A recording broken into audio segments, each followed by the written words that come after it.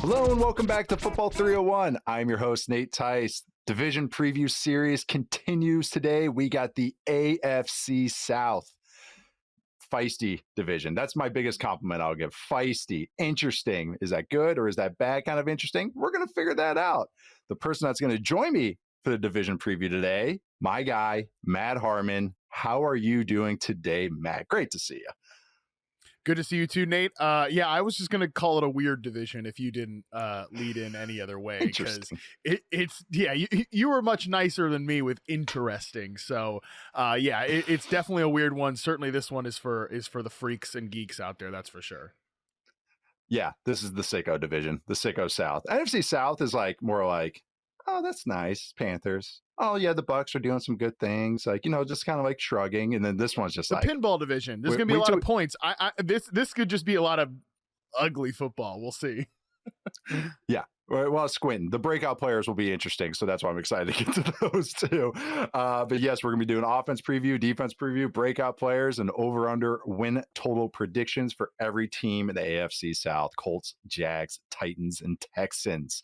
But before we get into that, big announcement.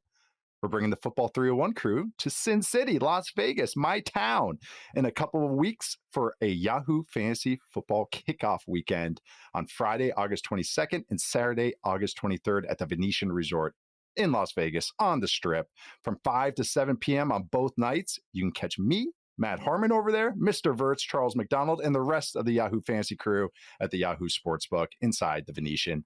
We're going to have a meet and greet. We're going to have a fantasy Q&A on Saturday night. We'll share our 10 biggest pieces of draft advice before the season starts. Do not want to miss that. It's going to be a ton of fun. Again, that's Friday, August 22nd, Saturday, August 23rd at 5 p.m. at the Yahoo Sportsbook inside the Venetian Resort in Las Vegas. Also, this is a big thing. It's free. So it's free. It's at the Venetian, 5 to 7, Friday, August 22nd, Saturday, August 23rd. Come on by, talk some ball with us. You guys are making your preseason bets, entering their super contests anyway, so might as well come hang out with us and have a good time, talk some ball. Really, really looking forward to that, especially since it's just a 15, 20-minute commute for me. This must be people, when you're living, when people are out in LA, we have to go to them, or New York, or my old job, Chicago, or something like that. It's just like, yeah, it's kind of nice being in Vegas sometimes, but really looking forward to that. I'll see all of you guys. We'll see all of you guys next week. But the main event, let's get to the AFC South.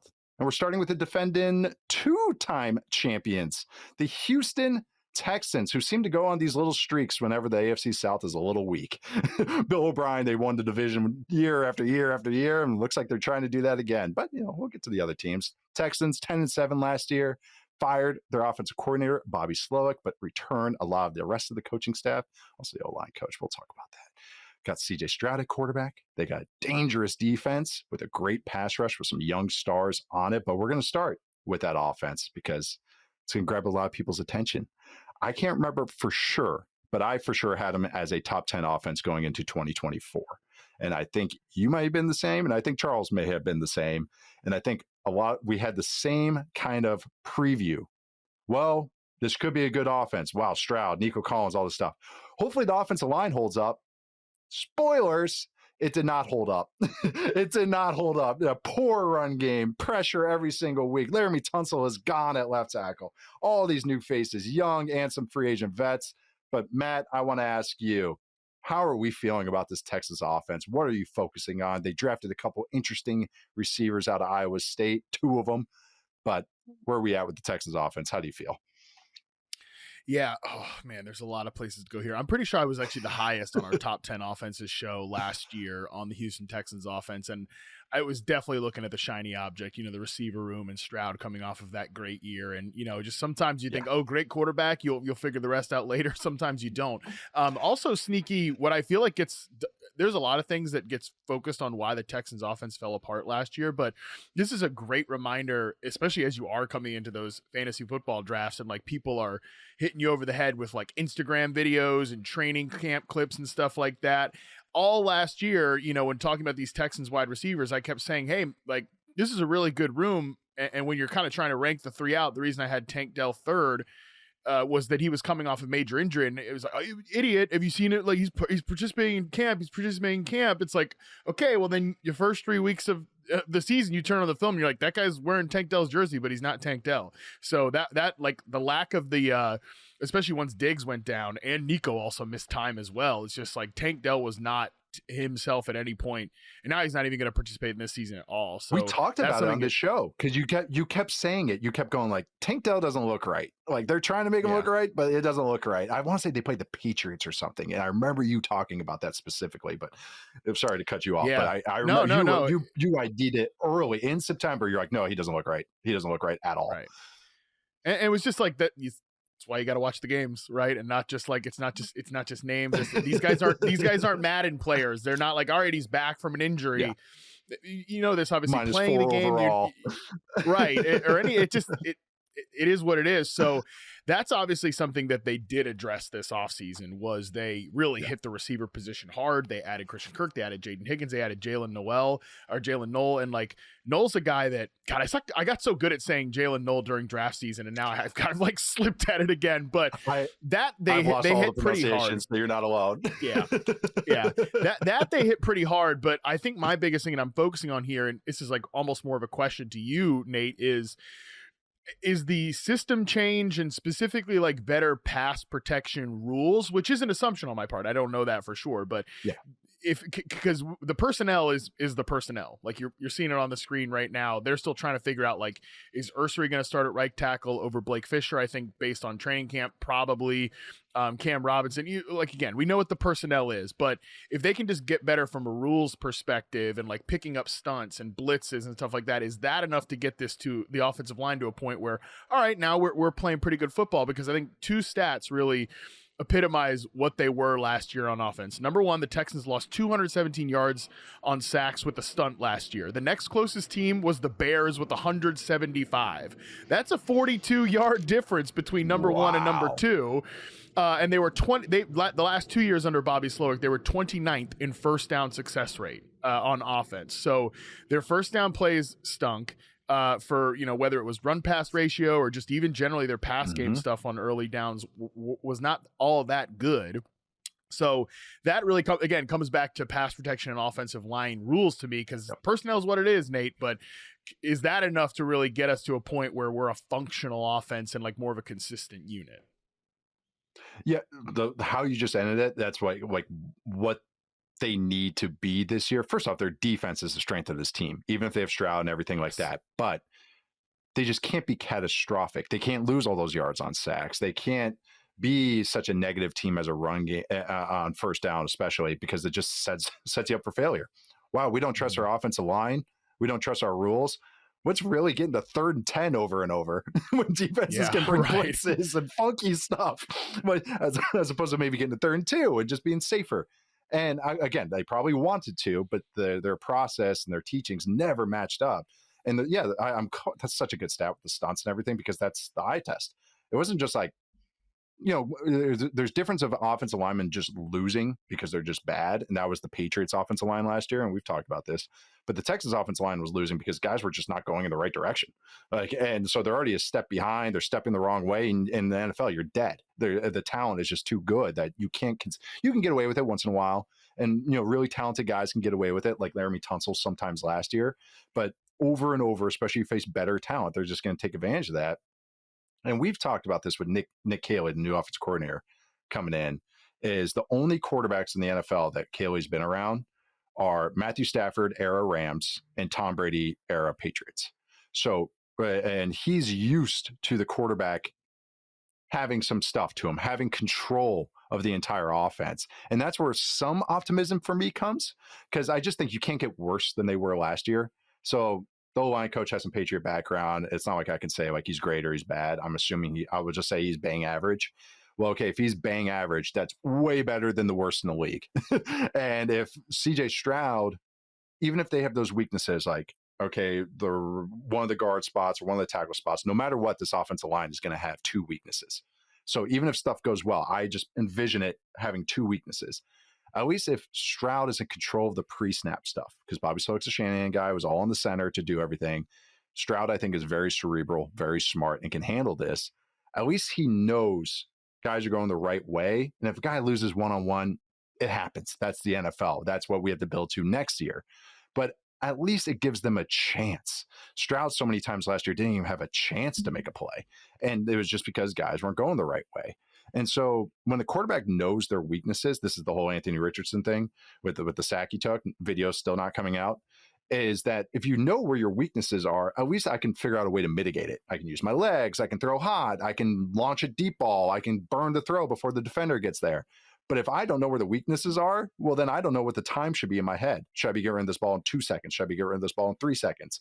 A line I always like to use is we use the term hot, and people know what that means. Like the quarterback is hot here or might be hot. That's a hot route. That means there's a free runner.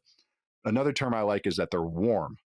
And Stroud sometimes never knew when he was warm, and it wasn't because of his awareness. It was because the O-line wasn't setting him up for it. So that's where some optimism comes, at least for me. But I was curious with you of who would you predict breaking out between the two Iowa State guys? Because the fact they went on the same team was just they were tiered the same as in the draft.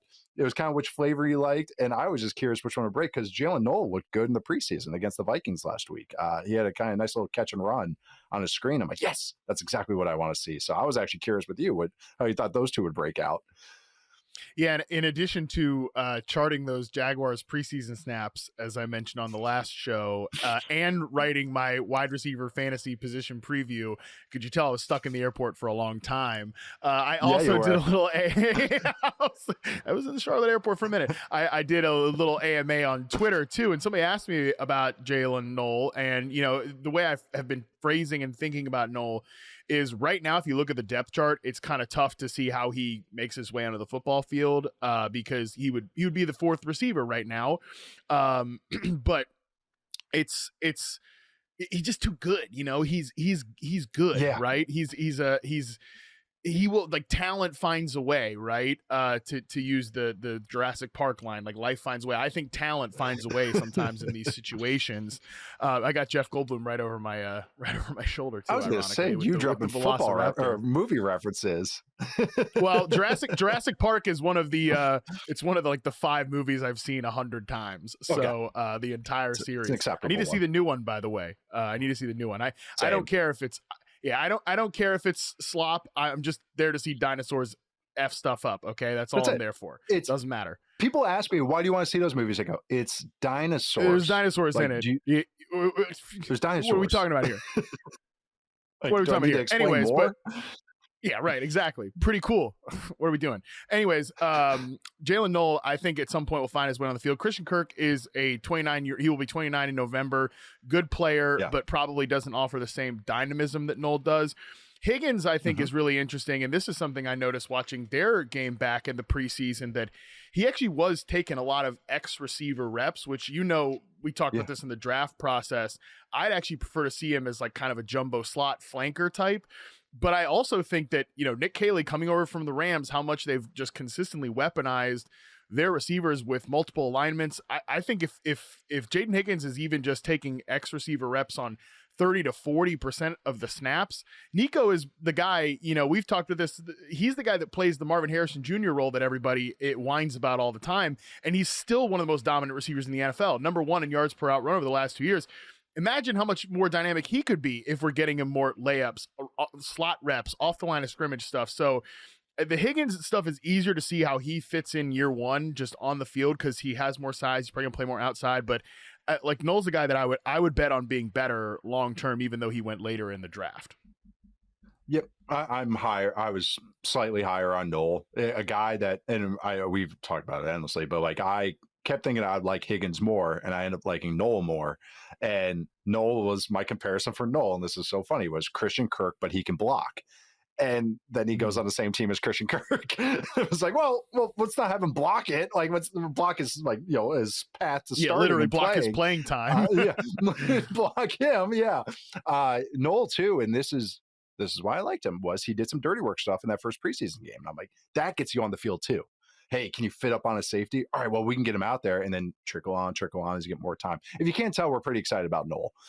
So I love the pairing, the potential pairing, and maybe how that room builds out. It just might be murky at first as they kind of sort it out.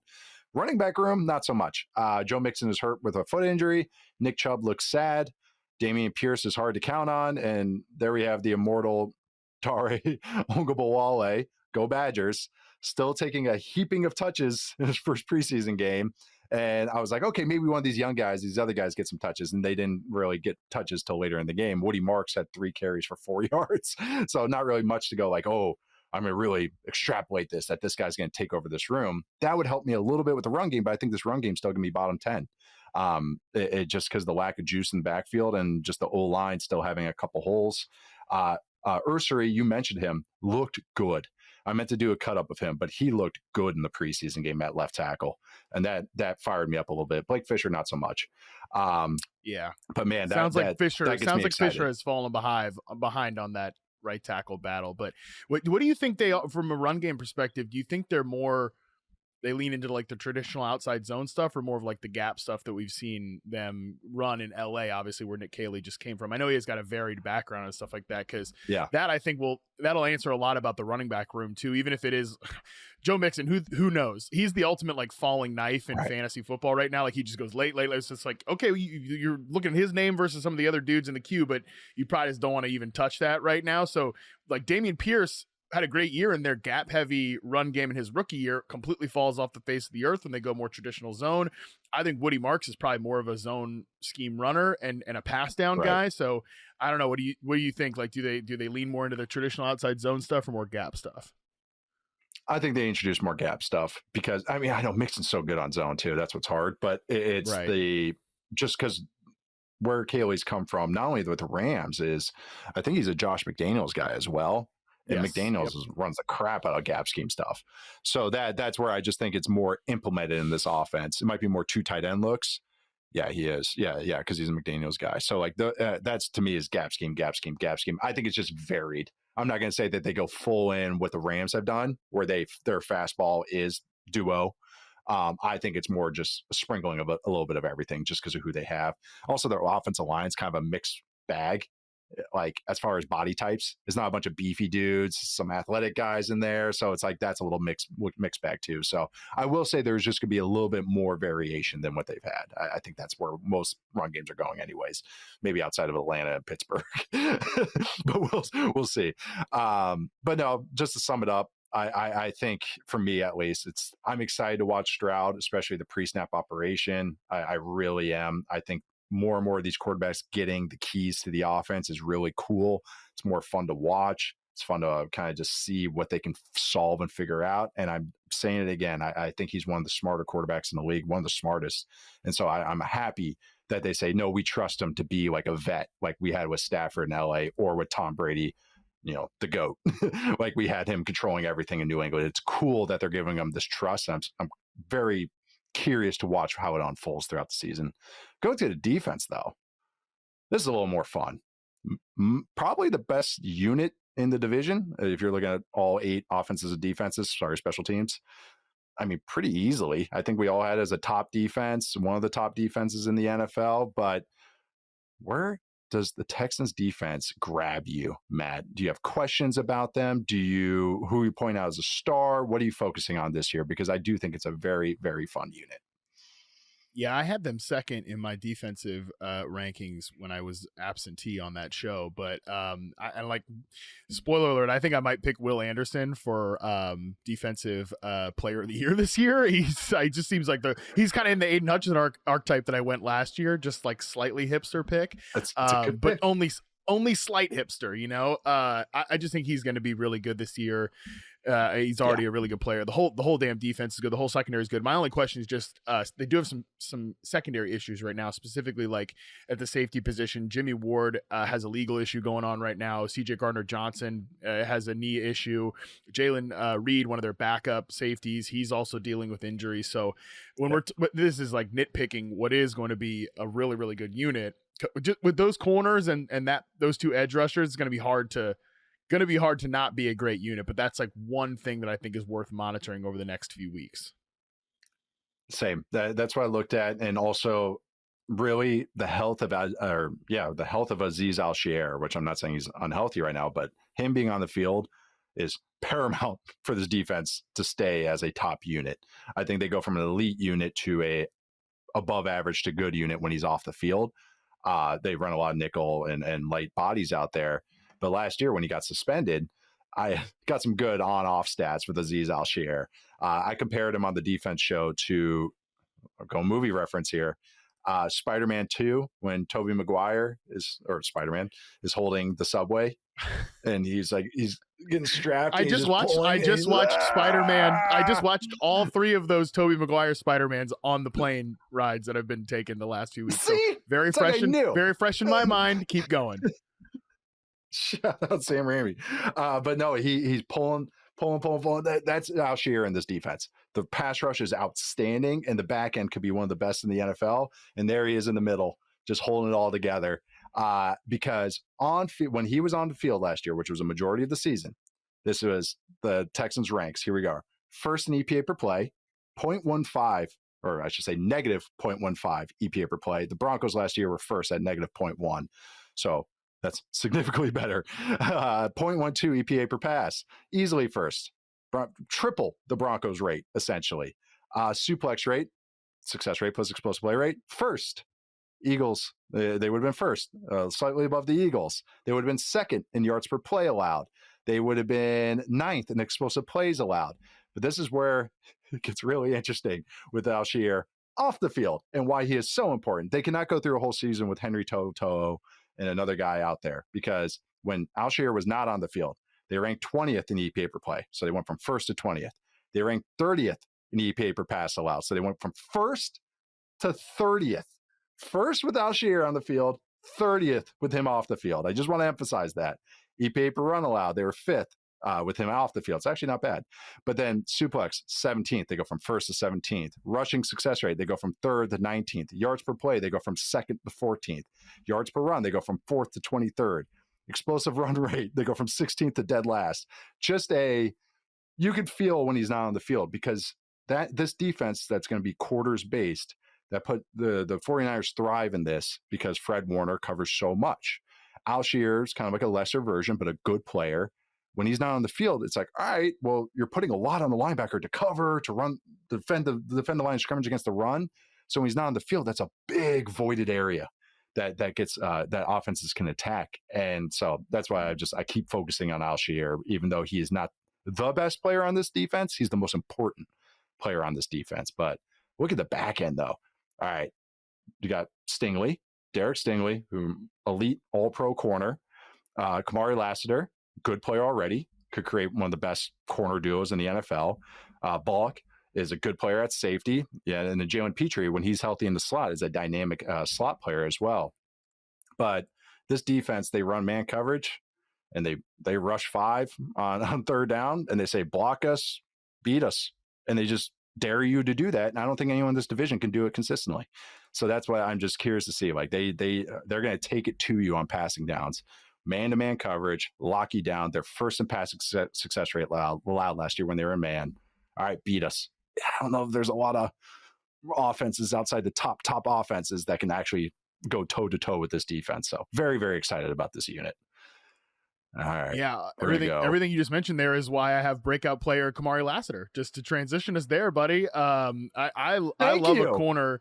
I love a corner that beats the out of wide receivers. That's why I love wide receivers. Obviously, it's what I spend all the time watching and charting. And so when you see a cornerback that's just, I don't want to say like old school, but kind of a throwback, like press man corner, which is what I think Lassiter is. Obviously Stingley is like that guy on the other side. You can tell that, I mean, they obviously that's the alpha dog of the position room. And then Lassiter is really, a lot has rubbed off on him, which I think is cool. So yeah, again, just a guy that plays physical at the line of scrimmage.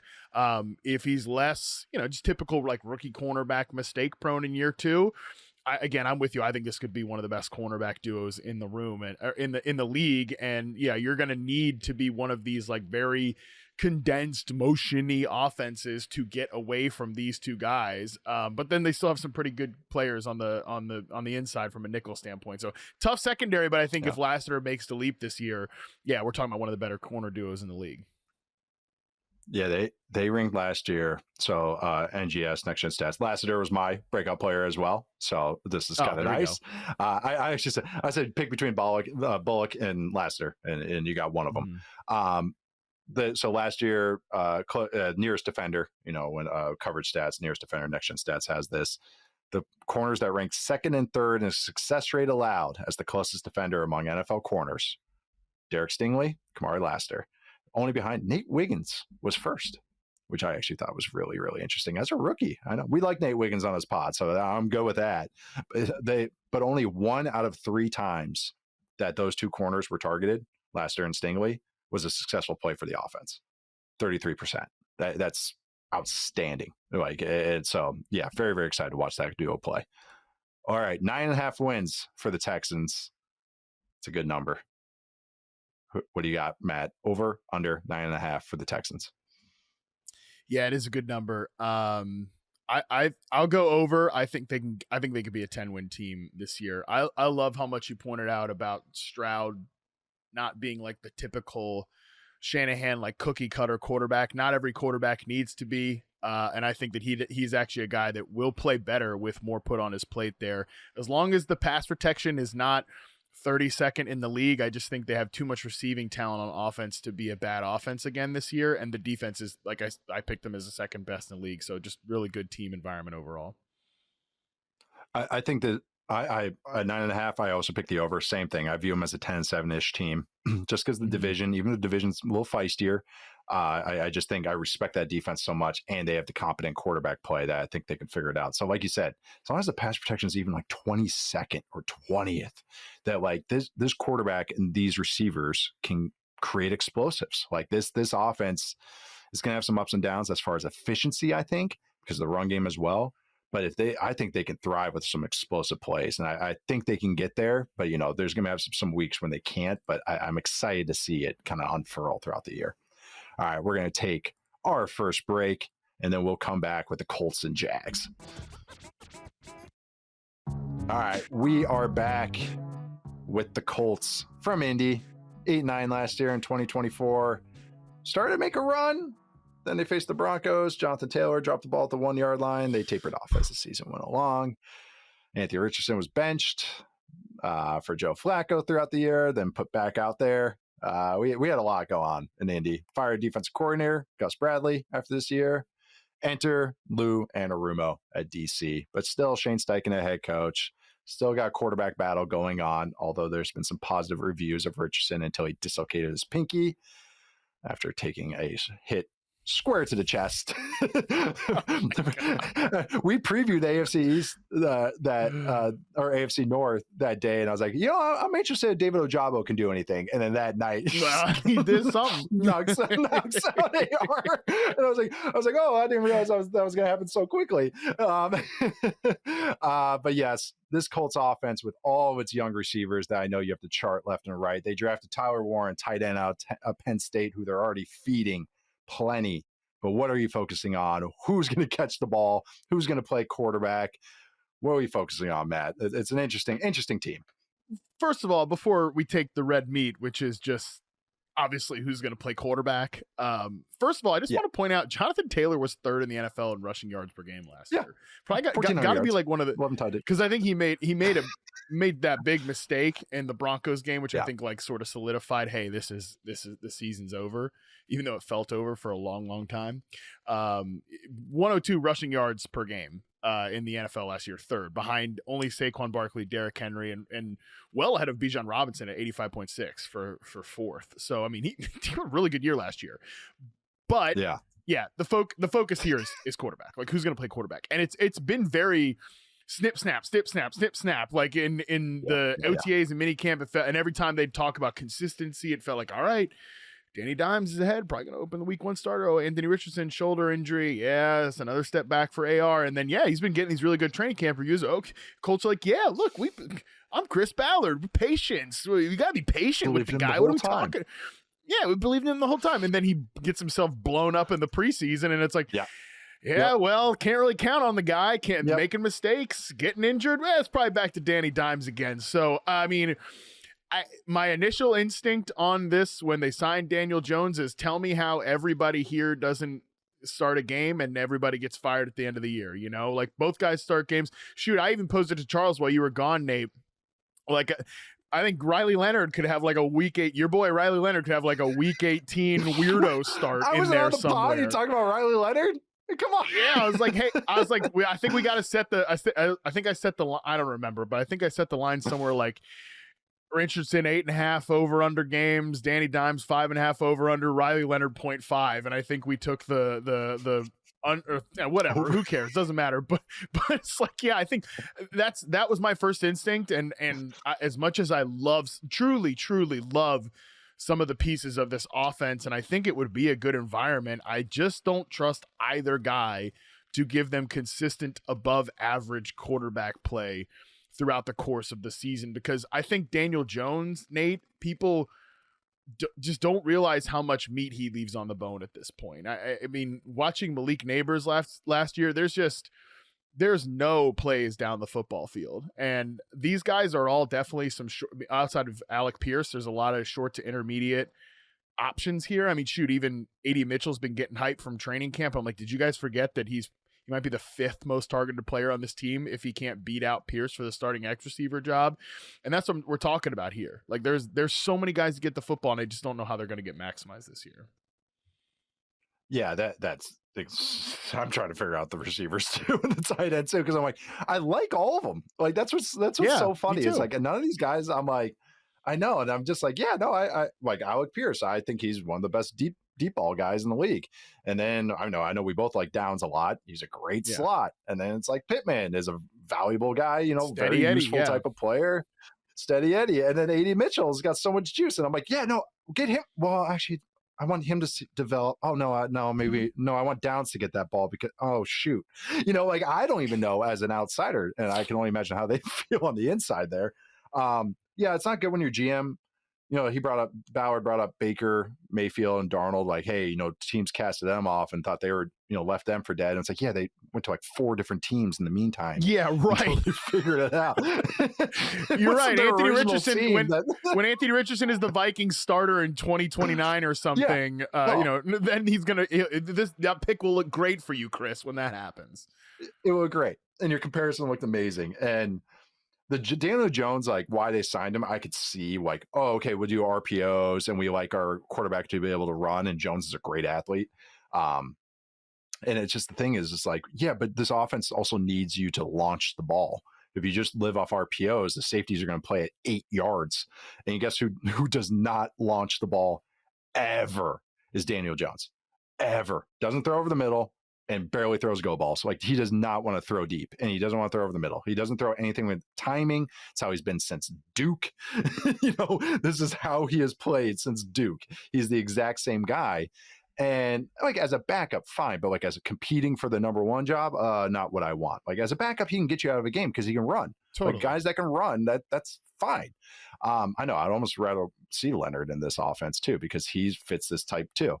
But it's just, like you say, like, as soon as I'm like, you're trying to take a victory lap on a preseason victory lap on Anthony Richardson, a tire blows out. Like, you can't even just like, you can't. And that's how last season was. It was like, anytime he had a positive game, something happened. And it was just like, okay, whatever. I'm just going to wait and see, even if I still have a garden on Anthony Richardson Island. The O-line should be fine. Bernard Raymond, quality left tackle. Quentin Nelson, firmly good. Braden Smith at right tackle, firmly solid. I just, Tanner Bortolini at center, another Badger. Chris Ballard's a Badger, by the way. I should mention that as well. But Tanner Bortolini at center is that sack, and I can't get over it. This is where the issues, I think, can happen to this offense. Anthony Richardson's not going to have the control that we just talked about CJ Stroud or Daniel Jones, because he's never had it either, where they have that pre-snap control to fix it and sort out the protections and help out the offensive line. They do not have that license to do that in this offense. They can grow to it because Steichen's a North Turner guy, but they don't have the license yet. But the problem is they have Tanner Bortolini at center, not Ryan Kelly, who had a bunch of starts and now is in Minnesota. So they have Bortolini, who's a second-year center, doesn't have a ton of playing time. He got drafted to be an athlete first that we can grow into a center. And they're throwing him out to the muck, and he doesn't have license to do that stuff. It's set it and forget it. That's scary, especially when you're going against teams like the freaking Texans twice this year. I don't know. That is just a scary. It can lead to issues, and we saw it. So that's every time I want to get hyped up and maybe, Jonathan Taylor, trust me, I wrote down the exact same Jonathan Taylor stats. This dude had 1,400 yards and 11 touchdowns, and he dropped the ball in Denver. That's literally my note. And I get excited, and then it's just like, there's these little points of weaknesses that I'm like, that's scary. Like that could be, catastrophic if things don't go right. So I don't mean to like just shrug my shoulders at this, but I think we all know what it comes down to. Richardson has to play and has to play consistently to have any good feelings about this team. Daniel Jones starting 12 plus games for you. He has a 1-year contract anyways. Now what? Like now, What does this team do? You're firing everybody and you're getting a new quarterback. Okay. So it's all, you could just sum it up. It's down to Richardson. We all know this. So I just want to see it play out. I still think he does. One last thing on Daniel Jones too. Having a conversation with I'm having a lot of fun talking about Daniel Jones.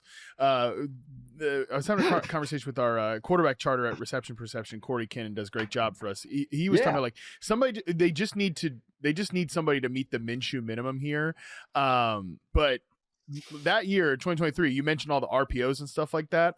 When you run those like RPOs, typically that ball is coming out fast as coming to your first read. Michael Pittman that year, according to Fantasy Points data, was 7th in first read target share in the NFL. The next highest Colts was 73rd with rookie year Josh Downs. So there was it was just one guy getting peppered. Yep. And we're talking about how many guys they need to get activated here. So even if they can like scam something out with Daniel Jones, it just, to your point, it just feels like, what is this year? Like if Anthony Richardson doesn't hit, it's all just a waste. It's a shoulder shrug. Might as well, not even joking. Might as well start Riley Leonard and just see what he's got, because you know what Daniel Jones is. Like you just do. Like you have to know at this point. So the RPO thing is why, like, even if I like real football, like Colson Loveland more, because I think he's going to be a better blocker and be a valuable receiver down the road, Warren's going to get fed on those RPOs. He's not a good blocker and had some issues already. Oh, it's going to be so many flats. This is what you said draft night, didn't you? This is you. Yes. Every time I said it before the draft. I said it before we kept mocking him. Yeah. Yes. You just kept going, no. But that's what he's going to get, so many targets, and his ADOT's going to be like 7.2. Like that, it's gonna be all these flats and slants and everything. And he can snatch that football. He had some nice moments that first preseason game, but they're not using him as a blocker. I don't think they have intent to, but I think we're gonna see plenty of RPOs in this offense. All right, Colts defense, a little more interesting. Another unit I'm figuring this one out. I see some angles of success here, and I also see just more of the same. So again, trying to figure that one out. But with the Colts defense, now we got Lou Anarumo at defense coordinator, was with the Bengals the last few years, had some really nice game designs against some top offenses. But how are you feeling about this defense? What are you focusing on with them? Yeah, I loved the additions of Travarius Ward and Cam Bynum. In free agency, especially Bynum, obviously, because I do expect, like, Lou Anarumo did so many like fun things with the safeties, a lot of rotations, stuff like that, and Bynum obviously has experience in that amoeba Brian Flores back end, which every wide receiver quarterback I've talked to this offseason, they're like, yeah, we hate going against the Vikings, that sucks.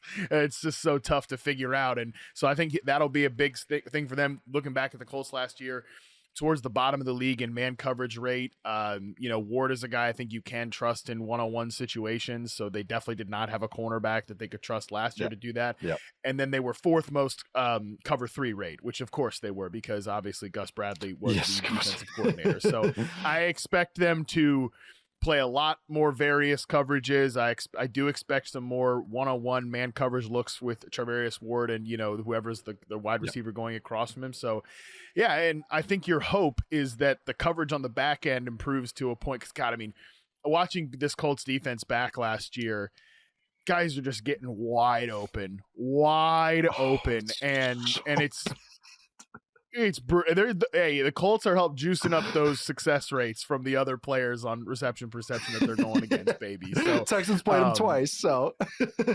Texans. I only include one division game per sample, so those AFC South guys are not getting juiced too heavy. But I mean, Brian Thomas Jr. At different points, it's like he's kind of struggling to beat zone coverage. He goes against the Colts, like, never mind. Actually, he's juiced up now against that zone coverage number's juiced up. So, yeah, I think that the defense, like, I'm as much as I am I love all those pass catchers interested in the Colts offense.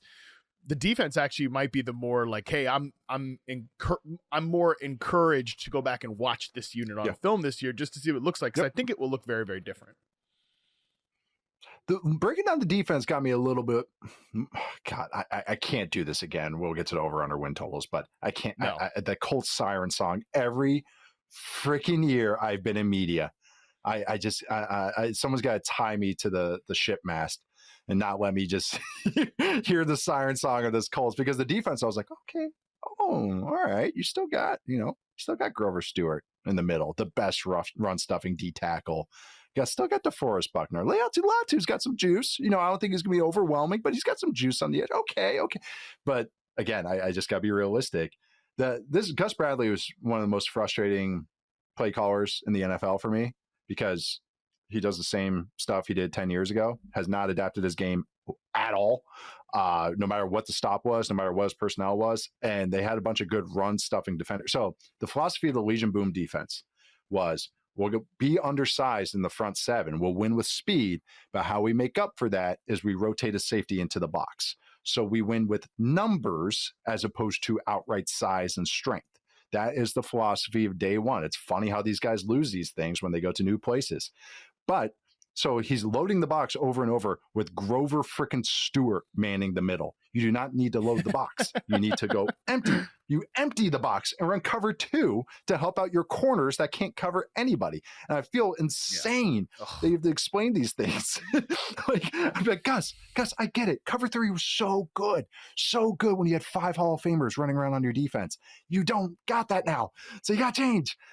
So like that, it was just so frustrating. Like last year, they allowed 6.3 yards to go on average on third down, 31st in the league. Like the whole point of this defense is not to do that. I don't know. I can keep going on and on, but they need to improve that, because Lou Anarumo's best stuff is on third down. And then that's when you can really feel the Lou-ness and what his game design, like that is what he's so good at. So I actually think the personnel matches Anarumo better than with Bradley. Not saying this will be an elite unit or even a very good unit, but I think it'll be a solid unit. I think they'll be pretty good against the run and just be a little better against the pass because they got the personnel in flux. Ward looks good too as well. And he had the year from hell personally and on field last year with the 49ers. Kenny Moore's still feisty. They also got a couple interesting safety depth guys. I've always liked Rodney Thomas as a depth guy, but also Hunter Wohler, another Badger. Chris Ballard's a Badger, remember, has had some moments too this preseason.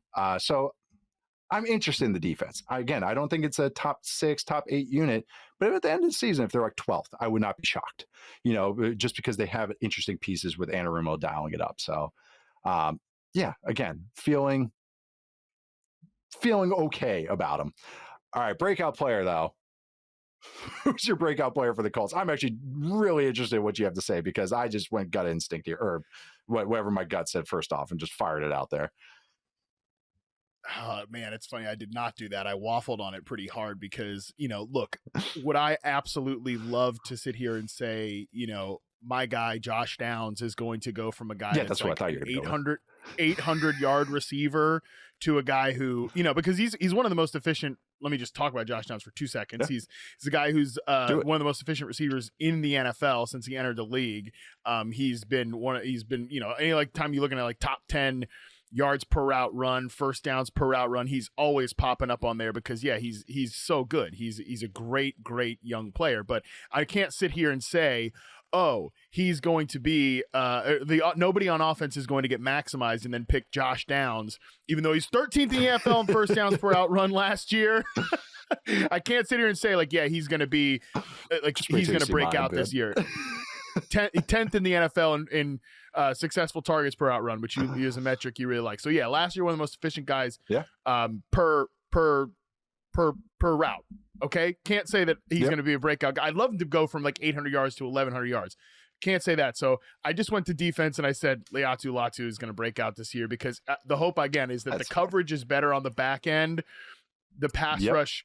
I think these guys aren't horrible from a pass rush perspective. They just need a little bit more time than they got last year. They didn't get any to get to the quarterback. So again, I can't sit here and say the offense is going to be what it is. Nobody gets maximized, but Josh Downs breaks out this year. No, I'm going to go ahead and go somebody on the defensive side here. So I wish I listened to your advice there, because I did go with one of the receivers, and I just said AD Mitchell just by default, because I was just like, be competent and stop dropping the ball, and maybe you and Anthony Richardson could have some connection. It looked good in the preseason game. Heard some. It seems like camp. It was like bunch of drops, and he's kind of slowly turning the corner. But we'll see once those bullets start flying. I got to pull up Mitchell's stats because he was god awful last year.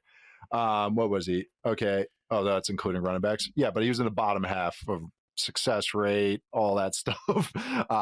Tons of drops, all that. But he's so talented. Right? I love when I do this. I give my breakout player and then I just waffle back. I know, because he was terrible last year, but this year it'll be different. I'm trusting the talent. All right, so the same success rate per route as Jalen Coker last year. There we go. All right, well, they're just to tie it all together. Same as Calvin Ridley, better than Keenan Allen. Same as Xavier Worthy. So, okay. Yeah, a lot of names I really like right there. But no, I just Mitchell's so talented, though. And I'm still optimistic about him. Inconsistency is the name of his game, which is usually receivers I don't like at all. That's why I like Downs so much, because you can just set your clock to him. And then Alec Pierce, as much as I like him, I know what his role is. He's a deep threat and a blocker. You know, he's a 3-and-D guy at receiver. Very valuable to have on your team, but not a dude that gets 1,000 yards. He's always going to be, I think, just a super role player.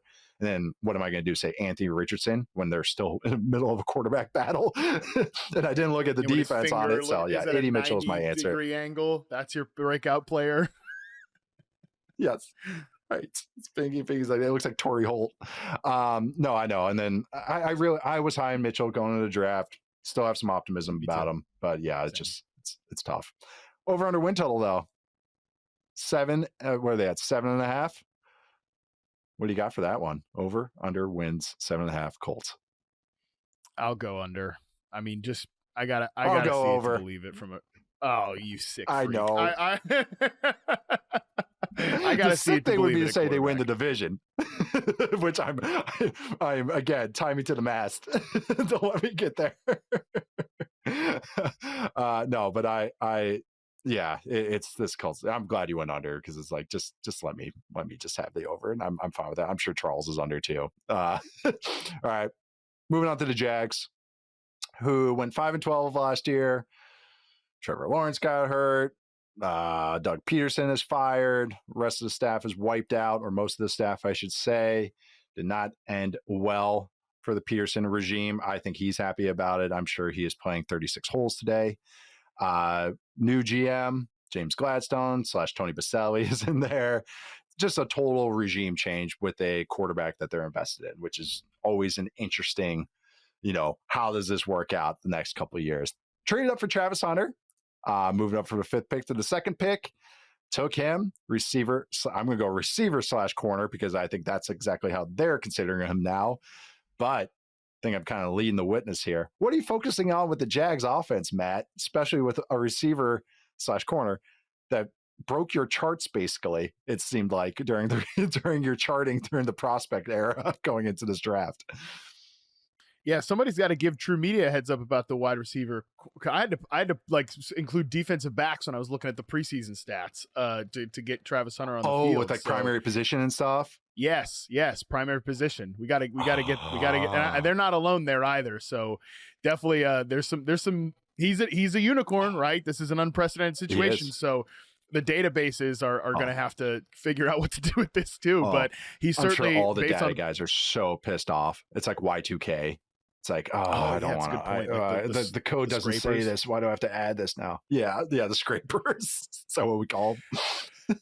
I think so. I don't know. I don't know the tech term for this stuff. But yeah, I mean, what am I looking at on offense is like everything, bro. I mean, I'm really interested in basically everything about this offense. I'm super fascinated to see how the receivers are used. Obviously, I was charting the stuff in the airport. By the way, shout out to Jake Hora, who sent us an email like 5 seconds after the pod was published. Like literally 5 seconds after the pod was seemingly published, and talking about how much the Charlotte airport stinks. So shout out to Jake for being an instant listener / downloader. Everyone else who's listening, you got to try to beat Jake's time for this episode, so on all the episodes going forward. But yeah, no, receiver usage, obviously, the running back usage, everything like that. But the really thing, the thing to me is how can they make Trevor's life easier? And even just in that little glimpse of preseason. And look, I feel like, Nate, we have, as an NFL community, has jumped the shark on preseason. And look, I mean, you're tweeting out clips, I'm charting snaps, like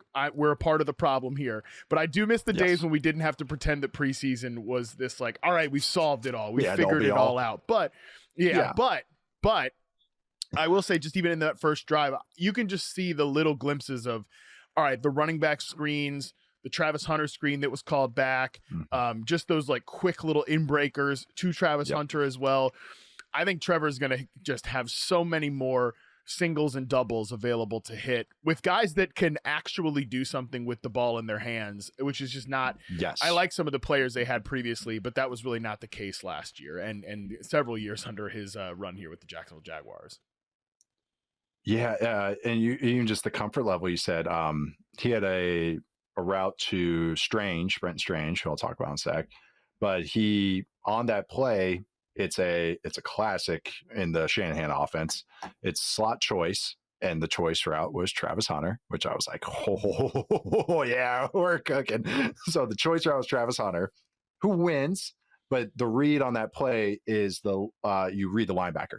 So the linebacker pushes to Travis Hunter. Trevor Lawrence does a great job. He steps up the pocket, moves a little bit, and hits Strange on a whip route, which is outwards and then back in. So it times up that's the two. And Trevor looked comfortable. He looked confident. And not only all that, 2 guys won on their routes. Hell yeah. All right. This is a good start. We got guys winning on their routes against man coverage. This is great. So a little optimism. I know preseason, don't want to extrapolate. If you notice, I've been focusing on offensive and defensive line clips because I see enough quarterback and receiver tweets out there that I'm like, all right, let me check out some of these other guys that went in the first round. But I also feel for Liam Cohen, by the way, because if Travis Hunter doesn't go for 1,200 yards and 20 touchdowns, everyone's going to call for his head. The fantasy community is going to call for his head.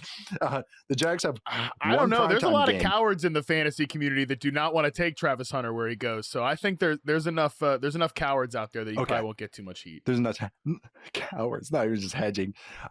So I think a lot of this is going to be, there's a lot of daytime games. A lot of people using Scott Hansen's analysis on Red Zone Channel. The Jags only have one primetime game this whole year against the Chiefs on Monday night, of course. The Chiefs have more primetime games, 7, than the entire AFC South, 6. Texans have 4, Colts have 1, Jags have 1, Titans have 0.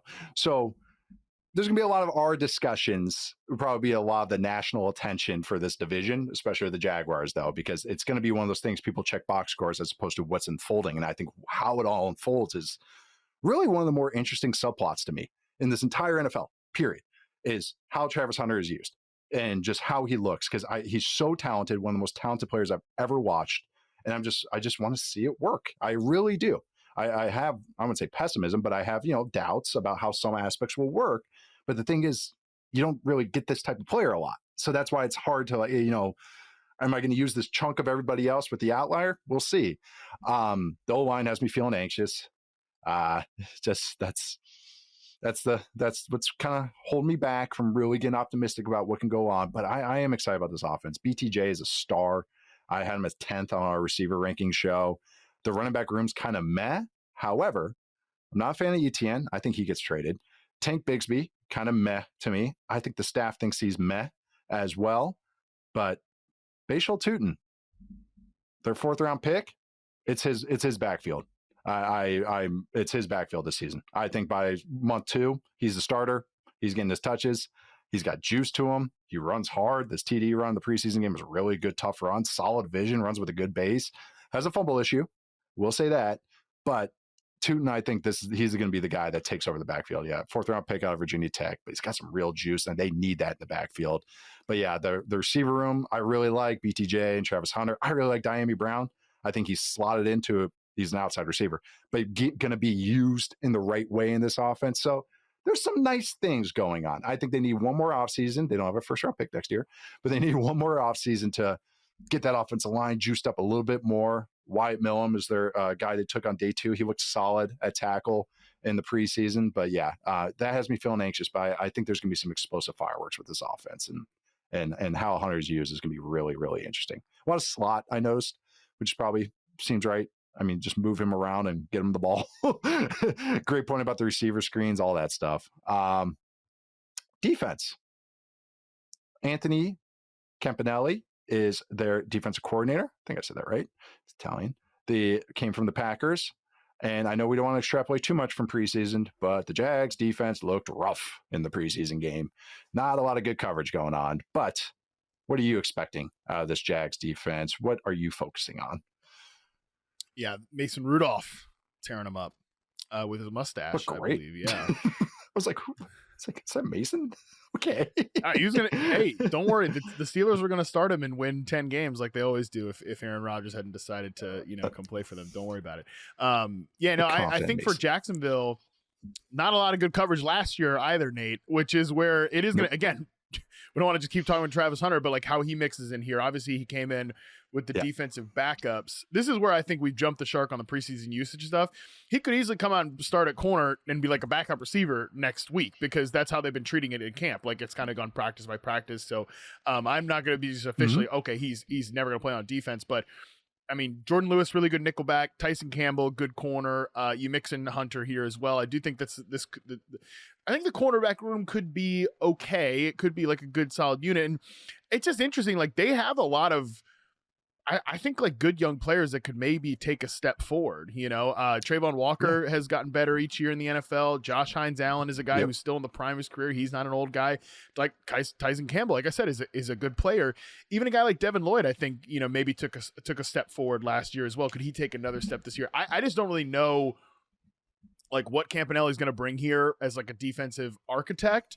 And that is sort of just where I'm kind of pausing and I'm willing to be open-minded. I don't have like a strong take about, okay, this is what this defense is going to be. I'm open-minded from a scheme perspective. And because also, like I said, they have at least 3, maybe 4, depending on your opinion on Devin Lloyd, good solid young players, maybe, and some of them definitely even better than solid young players here. I think that it could be a defense that maybe isn't good this year, but again, just isn't an embarrassment this season, which they were at a lot of times last year. Yeah, it was one of my worst takes ever. I was like, Ryan Nielsen did great with the Falcons, and they sucked last year. They were so bad. And then they had a good game against the Dolphins too, and I was feeling great. And then I realized, oh, there's some other stuff going on with both teams. No, I do want to say Walker. Walker has turned from project to overrated because he was a former number 1 pick, and now he's slightly underrated as a player. Yeah, I know he's got 10 sacks last year and 10 sacks before that, the year before that, but they're mostly like cleanup sacks, or unblocked sacks. So it wasn't like true winning. But now I'm like, oh no, I think he's firmly a good player, and I almost named him my breakout player, but I didn't because 20 plus sacks over the last 2 years, kind of, I feel like that takes you out of it. But no, he's like turned into this really good pocket pusher, and him and Hines Allen have a nice kind of, that's the classic what you want. You got the bendy guy and you got the pocket pusher. And I think Walker too, and I think people forget this, he's still young. He's improved a ton. He doesn't turn 25 until December. Jared Verse is a month older than Trayvon Walker. And we're like, oh, Verse is going to take a leap too. It's like, well, why isn't Walker finished? And then I believe this is his contract year as well. Contract year. Oh yeah, we maybe get some out there. I think they picked up his option, but no, that's always something interesting as well, playing for that extension. So the interior of the defensive line is where I'm kind of like, their linebackers Lloyd and then Aluakon. Aluakon's like okay, he got overpaid. He's like an okay starter. Like the spine of their defense, like the D tackles got me a little worried because Eric Armstead like doesn't even play. And they're just like expecting him to trot out there. So like that's got me a little worried as well. So like, yeah, I wouldn't say I'm shrugging at this unit, but I'm just kind of like, all right, I'll see. This is what that's how I feel about the Jags. I'm like, I want to check on you guys like after week 6, after I do some reviews and I can like, okay, this is how you guys, that's how I feel about them. Not bad, not great, a little optimistic, but it's like, okay, how are you guys going to shore up these weaknesses you have on both sides? So they also signed Dennis Garnick, who I think is a fun rotational rusher, pass rusher. So I do want to give him a shout out as well. The player though, who'd you go with breakout player for the Jags? I actually liked mine. I went with Trevor Lawrence because I view him as somebody that still needs to break out. I know that you really like Trevor. There's a lot of people that we both respect that still really will go to bat for Trevor heavy. He's got, the Jaguars did. He got the damn contract extension, right? Like, but this is a guy that is 24th in the NFL in passer rating since 2022, not even including his Urban Meyer. I still can't believe that's a thing that happened. Yeah. His Urban Meyer ruined rookie season. He 22nd in adjusted yards per attempt. These are not like everybody's favorite nerd stats in the world, but I'm talking about a guy that can go from being 24th in passer rating to maybe somebody that is pushing the top 15 quarterbacks or something like that. Again, I think he is someone that still needs to break out, and I think this offensive environment, what Cohen's going to bring to the table, BTJ, who, again, people will tell you, like, hey, look at BTJ's best games. They all came with Mac Jones. Like, Trevor Lawrence is actually bad. So that's where he is from a perception standpoint. Brian Thomas Jr. Playing like true X receiver while getting some slot stuff. That's going to be huge. The Hunter aspect here, just even all these running back screens. I agree, like Basil Tutin is a great call out. ETN maybe being traded. I think he's a good screen back, which is why they might keep him on the roster. But either way, good juice. I think the three guys, if it is a three-headed monster between ETN, Tutin, and Tank Bigsby, those guys do give you a lot of diversity too, because Bigsby is the best, I think, like gap runner of the group, where Tutin gives you a lot of juice on the outside zone, and maybe ETN's a receiving screen type player. So again, there's a lot of things coming together here. Yes, I do. You kind of have to ignore some aspects of the offensive line here for this, but getting him to again be just a top 15 quarterback in some of the like stupid metrics that we don't really care about, or maybe are a little overrated in the public eye. I think he could be like a breakout player this year, truly establish himself as somebody that nobody's making jokes about anymore. He's an accepted good starting quarterback. No one's yelling at me for including them in the top 10. Yeah, they might still do that. I'm not promising that level of break. They might still do that, but not as much as you did this. They did this year. I know they would have nothing now, right? Nothing to yell at me about. No, the thing with Trevor too is that like I think why maybe the guys that kind of like really geek out on the quarterback stuff is just that the things that he does well are the stuff that's hard. Avoid sacks, pocket movement, yada, yada, yada. And then it's just kind of his first couple of years, he had a whole bunch of red zone turnovers, which was super frustrating. It's like, why are you doing that? You forget how young he is. You're like, okay, he'll work out of that. And then he has to go through Doug Peterson just hating him and just everything else going on with this team. Trent Baalke as a GM and just, everything else was going on with this team. But it's like he avoids sacks. His timing is always just exquisite. And that's why I really like him. It was cool seeing him last year with BTJ pushing the ball. And another instance of example 550 that deep balls are a receiver stat, as opposed to, quarterbacks have some influence on it, but receivers really make that stat open up.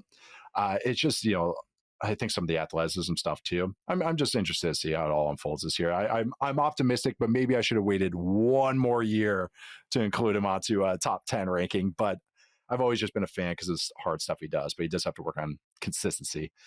My guy, who I did not expect to name this, but then I started watching him and focusing on him a little bit more. It's Brent Strange, tight end. I thought Strange man, you got another guy that's just like Evan Ingram. Why would you do that? But now that Evan Ingram's gone, I like his fit a lot better. And he's more of a scrappy blocker than Evan Ingram, who was just a nothing burger as a blocker. As a glorified receiver. But Strange is a good athlete, good with the ball in his hands. On about the same amount of routes, he had a better EPA per route, same yards per route, and more first downs per route than Ingram did last year. So this isn't just even me projecting like, 1 for 1. He was a second receiver on this team last year, essentially.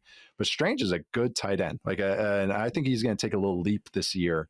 And they got some other tight ends on the roster that I think are going to help insulate him, as far as, okay, these guys are more burly blockers. Quentin Morris, man, they signed like 3 tight ends. Who was the other guy? Oh, Johnny Munt from Minnesota, Hunter Long. Yeah. Those guys can do some of the dirty work stuff. They signed 50 tight ends.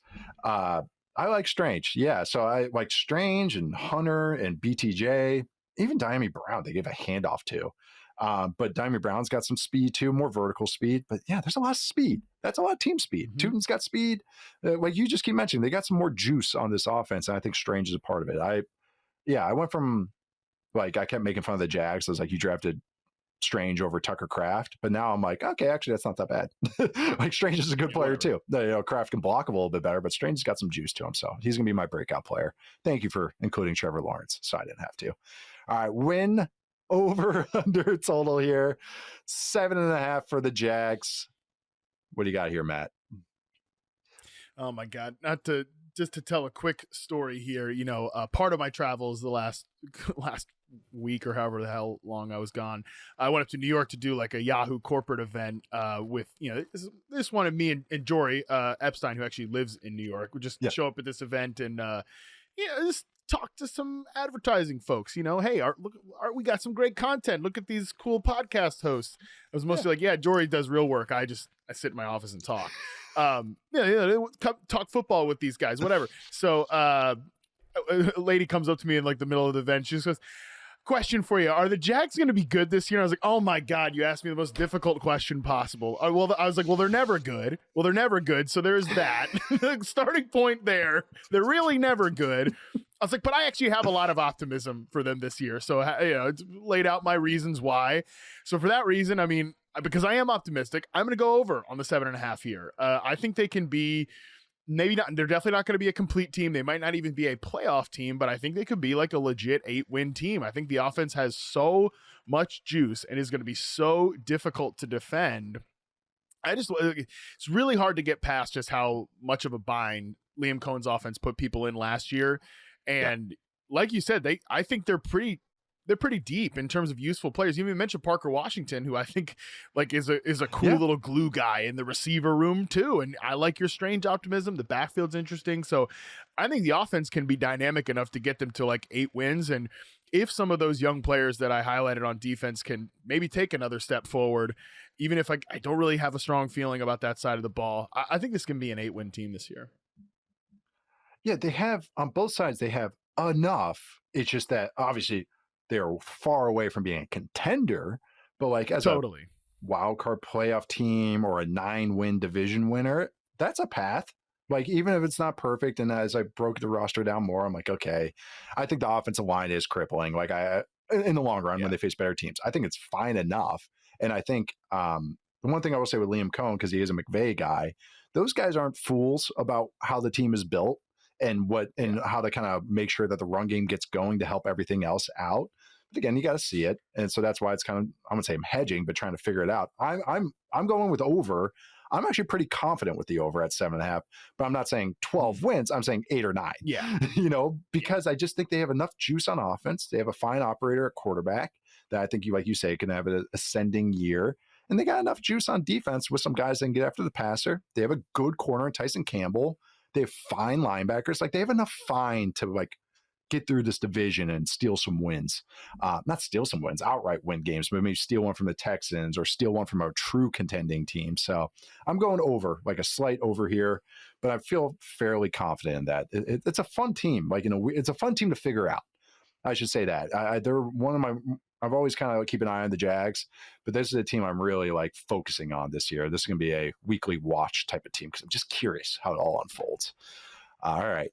We are going to take our last break, and then we're going to come back with the Tennessee Titans. Wait, who have a quarterback that they selected number 1? I hope we all remember that. I'll see you guys in a sec. All right. We are back with the Tennessee Titans, the team that finished the season with the number 1 pick at 3-14. Trying to think of other number 1 picks they had. They got Mariota. They traded out of Laramie Tunsil year. I think that was the Goff trade out year. They moved back for that. I'm trying to think of other number 1 picks they had, but now they got Cam Ward from Miami /Wazoo /Incarnate Word at number 1 pick. They injected some talent on their offensive line. They have a decent defense. We'll get to that in a sec. Head coach Brian Callahan coming back in his second season. Nichols is still the offensive coordinator. Bill Callahan's still the line coach. What are you focusing on with the Tennessee Titans, Matt, when you kind of check them out this season? Yeah, I think I'm pretty I don't want to say I'm optimistic about the Titans offense, but I'm not optimistic about it, because I do think Cam Ward's a guy who can be really good to start his NFL career. You mentioned some of Brian Callahan's offense is like hard to get a handle on if you're just looking at like the stat sheet because of the Will Levis of it all. And it's like, man, are they just trying to shoot everything downfield, or is Will Levis just trying to shoot everything downfield? You know, it felt so vertical. You know, and even like looking at charting Calvin Ridley this past year. By the way, Calvin, I think took a nice step back forward after having a weird season with the Jaguars last year, or in 2023, excuse me, where he was. I mean, dude, we talked about this. It felt like everybody was talking about it. You know, Calvin Ridley's line up at X receiver, and you know, not a lot of like dynamism in his role with the Jaguars. Well, this past year, he took about 50.4% of his snaps on the line of scrimmage, so it was way down from like 78.8% the year before. So the last year with Jacksonville to year one with the Titans, definitely a big different role. And I really think the thing I'm most excited about this offense is seeing the Cam Ward to Calvin Ridley connection. Number one, not a lot of other dudes to throw the football to here. It's Tyler Lockett and Van Jefferson as the starters right now, and then a bunch of day three rookies and an undrafted guy. If Xavier Estrepo makes the team, which he's probably a long shot to make the team because he's undrafted. But still, seems like it. By the way, 8 dropbacks, something like that. Calvin Ridley in the preseason. 8 dropbacks for Cam Ward in the preseason. Calvin Ridley has 50 plus yards on those dropbacks. I think there's going to be a lot of games like that this year. And again, I'll reference Corey Kinnon's work for us at Reception Perception, where he noted that some of Cam Ward's best throws were on like slants, curls, and digs. Like he has the touch to like layer throws over the middle of the field, is the way Corey described it. And we know Cam Ward's exciting. We know he can push the ball down the field, and we know that Calvin Ridley was a really impactful downfield receiver last year, but he was open on a lot of slants and digs and just wasn't getting the football, and certainly wasn't getting it accurately. I think he actually showed really well adjusting to the footballs that were behind him, improperly timed from Levis or Mason Rudolph on those middle of the field plays. So really like the way these two guys line up. I think he is going to he can be like the Terry McLaurin for Jaden Daniels last year, is what Ridley can be, sort of like that version of the player. And yeah, I think there's a lot of competency on this offense. Tony Pollard had a nice year last year quietly. We like the additions they made on the offensive line. So yeah, definitely the Calvin Ridley to Cam Ward connection is the thing I'm looking at most here, because if that's good, then I think this offense can maybe outkick expectations, which are obviously super low. They picked first in the draft this year. Yeah, I'm more bullish on this offense than I think a lot of people are. And I think it's just the offensive line, first off, and talked a lot about these signings. Kevin Zeitler is still a good starter. Another Badger. I got to mention all these guys. Lloyd Cushenberry's been banged up. They signed him last year, but, I think he's coming back soon. But signing Dan Moore at left tackle, who I think is a solid left tackle. Yes, it's an overpay. You have to overpay in free agency, especially for a starting quality left tackle. You know how hard those guys are to find? There's like 16 of them, 18 of them in the league. And bumping J.C. Latham, their first round pick last year, to the right side next to a vet and Zeitler, I think is really going to help them. Early returns of preseason, looking good.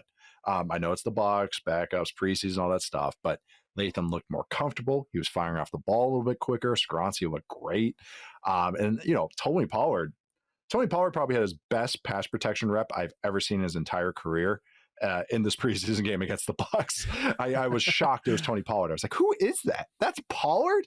Like, Pollard couldn't see the field sometimes with Zeke because Zeke was like the perma pass protector and Pollard couldn't do it. So It's kind of funny, like, you turn 27, all of a sudden you can do this stuff. But my Cam Ward preseason review, and I think my prospect review, was this guy's a first-round quarterback. It's not just a best of a bad bunch. This is a first-round type of guy that will go top 15 in any type of draft.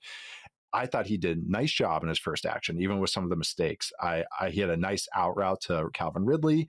He threw it with anticipation. He layered it over a flat defender. And it's one of those where, yes, Calvin Ridley's sliding for the catch, but this is the classic Cam Ward throw it early and easy was a line that Paul Chris would say, throwing to the outside. If you throw it early and easy enough, the receiver can just adjust to it. even though they're breaking off of it, and even if it's not to the perfect spot, you're giving them a second to adjust. Calvin Ridley can adjust.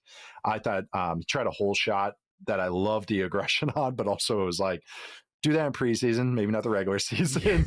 It was a little. It's a learning moment. It was one of those. I saw what he saw. It was cover 2, and he was trying a whole shot. But the thing was, he was at like the 20-yard line. So the safety was like 8 yards off the ball because he doesn't have to go backwards. So, so it's a learning experience, rookie quarterback.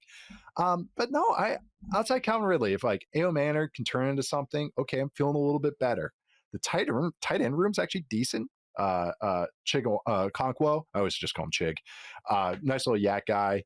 Gunnar Helm has had a good preseason, it seems like, just reports, because they're saying Josh Wiley, who's a guy I've always liked, might be a possible trade candidate, which I think is interesting. If a team needs a tight end, I'll look at Josh Wiley.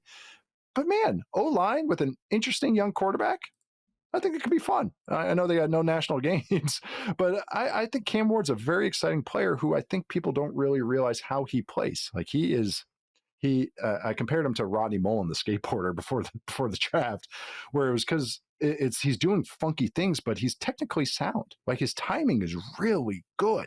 1, 2, 3, ball out. 1, 2, 3, hitch, ball out. Anticipating before the guys break. Yes, it's sidearm. He bounces backwards. So I think a lot of, the backup quarterback brigade goes, oh, he's got to improve on that. It's like, improve on what? The ball's in the right spot and his timing is right. You like that? That's great. but it's like, it's good. So I'm excited about Cam Ward. I'm bullish on the Titans overall. Maybe I'm not saying playoffs or anything this year, but I like where this is going. Brian Callahan, what do you got kind of thing.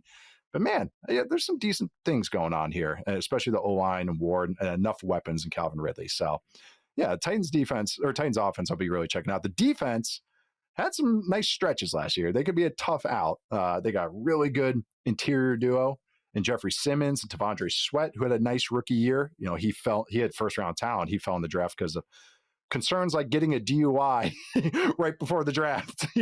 That led to him falling. It wasn't talent, but last year he looked locked in and he looked damn good. I've always liked Roger McCreary, one of the best slots in the game, a very versatile player, can drop to deep and do a bunch of fun stuff. They just got to find baseline on this defense, but I'm curious what you think about this defensive unit. That should be more of a strength because of how many vets they have, but we'll see how this year unfolds.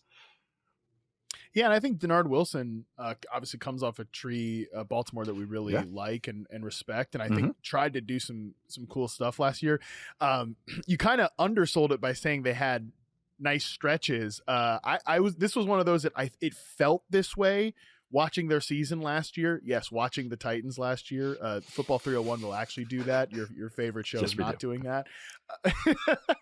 So it felt this way watching them. Yeah, it's not like a flex. It's more just like an admission. No. Like yes, I was watching Titans Patriots when they were both well out of the playoffs. Yes, I was watching that game every single snap. Yeah, I charted 8 games of Calvin Ridley. Like I've spent a lot of time with the Tennessee Titans. Weeks 1 to 8, this defense was 11th in EPA per play and 2nd in success rate last year.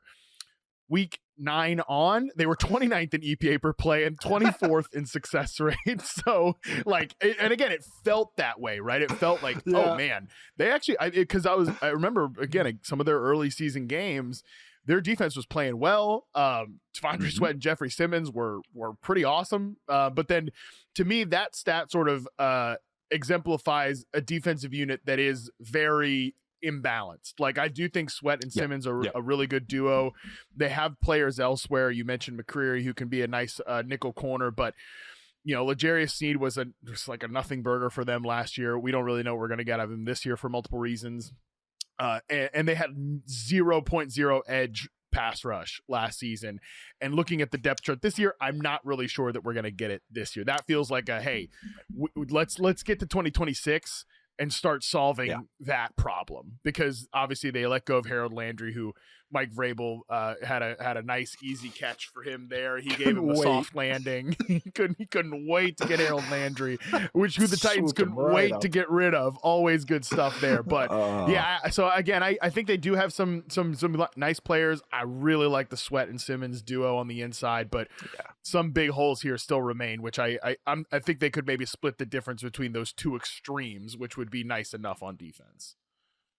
And that's the thing is like, okay, you look at Arden Key. Okay, he's an edge, quote unquote, but he's one of the most unique players in the game. He's unlocked on passing downs as a interior rusher, but you got, are you going to keep Sweat out there on third down? Okay, you can rotate him out, but then, you're robbing Peter to pay Paul kind of thing. Okay, well, we're just swapping good player for good player kind of thing. So I agree with you. That's where they need some more juice.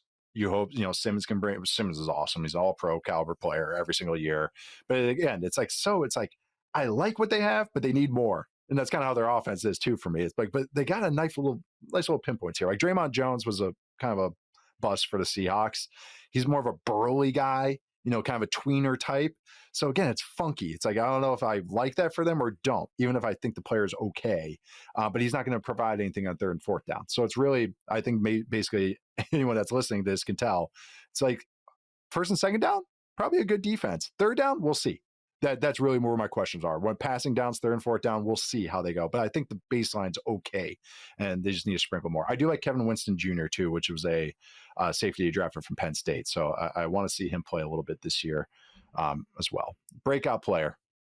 Who do you got for the Titans that we'll be watching on Sunday, not Sunday night or Monday night or Thursday night, just Sunday day during the day for the Titans? I went Chigo Okonkwo here on a tight end. Nice. He was on the field for 100% of Cam Ward's snaps in the preseason game. But even beyond that, he was the guy who had a really strong rookie season, right? Emerged kind of later that year. He was targeted on 27% of his routes as a rookie, and then has really fallen back seemingly the 2 years after that. And 27% as a rookie tight end? Yeah. I mean, he only ran 100. He ran 170 routes, but when he was on the field, they were getting him the football. 2022, that was the year after Arthur Smith left, right? So we can't even, Mr. Tight End Guru himself. Yeah, it was Todd Downing. Todd Downing, yeah. So 2.65 yards per out run in that rookie year. Like again, the Chigo Okonkwo plays were pretty cool as a rookie, but again has seemingly fallen back the last couple of years. But last year, quietly towards the end of the season, in weeks 15, 16, 17, he ran a route on 74% of the dropbacks, which was a big jump from his season average of 62%. So they started playing him more, and he was productive. He caught 28 targets, 22 catches, 182 yards. Like he was a pretty useful little, like kind of short area player. We know he does have the yak skills. That's what he was really good at as a rookie, making plays in the open field. So I think he's somebody that the coaching staff kind of sort of started to figure out a little bit. Played a lot of snaps out wide last year too. And I mean, they have I don't know if you know, but they've got an opening at that wide receiver spot outside of Calvin Ridley. So somebody I think can move around the formation. I like that you mentioned Gunnar Helm can maybe do some more inline stuff for them, allow them to flex him out a little bit. I think they did some cool stuff with the tight ends last year. So more versatility there. Yeah, I don't know. I just feel like Chig could sort of be maybe a post-type sleeper type player. It's a slow developing position, especially for somebody that's a little tweener-ish, as listed 6'3", 238 pounds. So yeah, I think I don't know if he's going to become like one of the most productive tight ends in the league or anything, but I think he could definitely take a step forward now that they have some serious quarterback play. I like that. He's a guy that grew on me because his rookie year, I'm glad you brought that up because there's a moment where he was like everybody's fantasy darling. And probably me. And it was all it was all crossers and screens, but he was so good with the ball in his hands. That it was like, no, but he's grown on me as a player because he does a little bit more now. He's not just a catch and run guy. Like he actually gets open. His route running's better. He's actually feisty as a blocker now. He's never gonna be great, 238 pounds, like you mentioned, but I appreciate when the undersized guys are scrappy. They just try a little bit as opposed to just get steamrolled. It's a weirdly decent room, their tight end room. The Titans tight end room is solid, which is not what you expect when you look at this roster because Helm has had a really good preseason as well. So no, I really like this one. I think he fits, Ridley, and watching the preseason too, what you mentioned, Ridley off ball as a Z and everything. you can move that around with the tight end, split the tight end out, have the Z, you can do some stack stuff with it. That's a lot of juice. And a lot of just like, you can create some matchup issues with that. So good shout out there. I went with Devondre Sweat. It's year two. I didn't feel like I was cheating here. He had 10 stuffs last year, but he's more than a plugger, even though he's 380 pounds, 370, 360, big X the plug. That's what he looks like, but not plugger. He can be disruptive. He's never going to be a high sack guy, but I think he can get a handful, 3 sacks on first and second down. Had an amazing fumble return last year against the Bengals where he stiff-armed a guy. Got to see some of that athleticism. And if you want a different one than Sweat, when I say breakout, I mean more just like nationally. Like people would just go, oh, Titans, they got the big dude, right? Like that's what their brain goes to. It's like they got that guy on defense. It's Peter Skronsky, who is their left guard.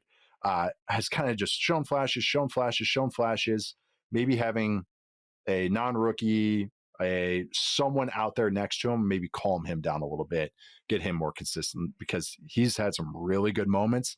I think now we finally put it together. He's a Pro Bowl caliber guard. It's just that he hasn't put it together yet. And I think maybe this year as well. So that was the other one I wanted to give a little breakout player, football 301 type of breakout where I mentioned him in 12 weeks ago. Titans double teams on the left side are pretty good. All right, over under win total for the Titans. They're at 5.5, one of the lowest in the league. What you going with here, Matt? Over under 5.5. 5 is such a perfect number. 5.5 is a perfect number because I see them somewhere between 5 and 6. I'll go because I went under on the Colts. I think I can mathematically make it make sense that I can go slight over on the Titans.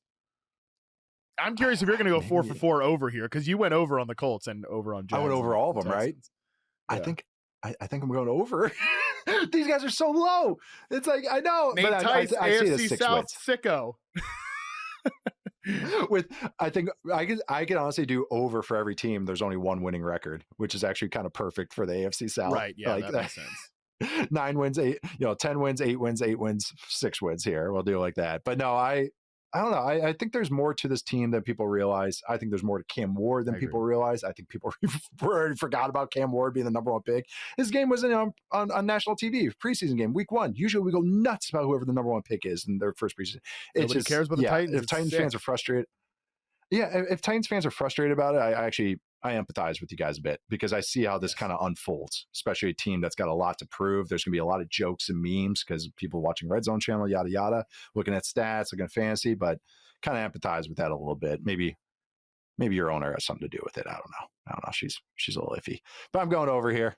All right, wrapping it up. AFC South.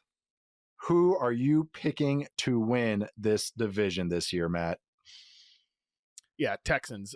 Best quarterback, best unit, the defense. I think it's best head coach. I think it's pretty clearly the Texans for me. Also doing Texans. Got usually a team with a poor O-line. I'd be like, no. But in this division, I just think there's not a lot of units that can challenge this defense, and they have a competent quarterback. They have some path to success on offense that I can easily paint that picture, even if the O-line might be woeful. All right. Texans again. We've been a lot of unanimous picks for these divisions. We got to start changing this. We got to shake this up. We got to shake this up a little bit. I'm sure if Charles was here, he would have picked the Colts. I'm sure if he was here, he would have gone different. I think actually Charles despises a lot. I think he really despises the Colts. I think he really does. Don't blame him. Falcons fans found that out. Falcons fans were really happy with us and their number 1 fan in media, Charles McDonald.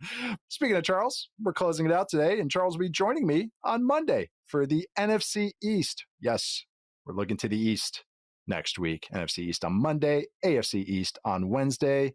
Matt will join me for that. I'm Nate Tice. You can find me at Nate_Tice at social media. That is Matt Harmon. You can find him at Matt Harmon_BYB or Matt Harmon on social media. Check out Reception Perception, all the great stuff Matt's putting out there. You got your preseason charts, handwritten notes. Did you screenshot that and post it?